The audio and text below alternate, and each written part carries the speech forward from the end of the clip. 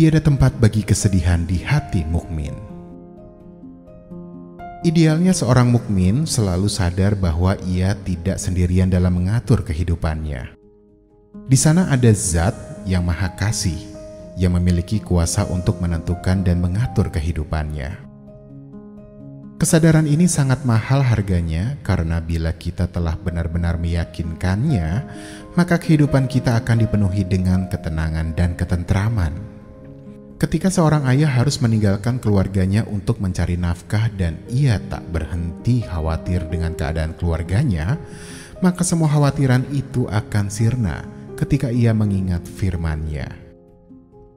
Maka Allah adalah penjaga yang terbaik dan Dia Maha Penyayang di antara para penyayang. Surat Yusuf ayat 64. Ketika seorang sangat marah dan kecewa dengan tipu daya musuh yang menyerangnya, ia akan mengobati rasa sakit di hatinya dengan firman Allah Subhanahu wa Ta'ala. Katakanlah, Allah lebih cepat pembalasannya atas tipu daya itu. Sesungguhnya malaikat-malaikat Kami menuliskan tipu dayamu. Surat Yunus ayat 21. Ketika semua teman dan kawan meninggalkannya, dan tidak seorang pun yang mengulurkan tangan untuknya, ia akan segera tenang ketika mengingat firman Allah Subhanahu wa Ta'ala. Maka ketahuilah bahwa sesungguhnya Allah pelindungmu. Dia adalah sebaik-baik pelindung dan sebaik-baik penolong. Surat Al-Anfal ayat 40. Dia pun sadar dan yakin bahwa Allah tidak mengizinkan orang lain ikut campur terhadap urusanku, karena Allah punya cara yang lebih indah untuk menyelesaikannya.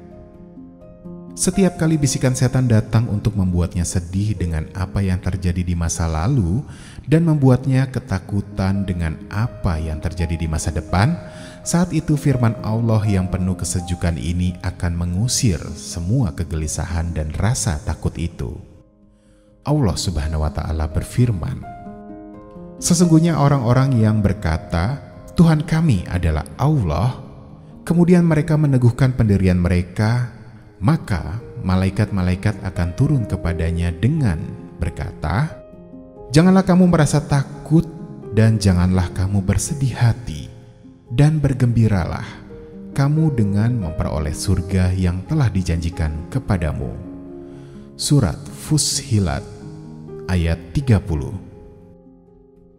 Setiap kali kita dilanda rasa sedih, rindu, takut, atau kecewa dengan yang dilakukan oleh orang lain, ingatlah firman Allah. Itulah Allah Tuhanku, kepadanya aku bertawakal dan kepadanya aku kembali. Surat Asy-Syura ayat 10.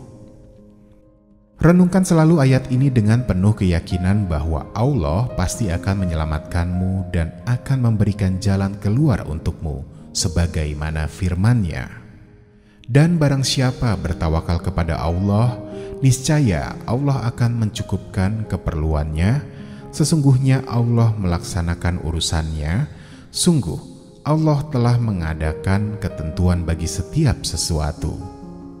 Surat At-Talaq ayat 3. Tiada tempat bagi kesedihan di hati seorang mukmin, karena ia selalu memasrahkan semuanya kepada Allah.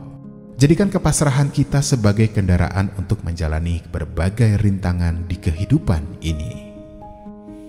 Cukuplah Allah menjadi pelindung dan cukuplah Allah menjadi penolong bagimu. Surat An-Nisa ayat 45. Semoga bermanfaat.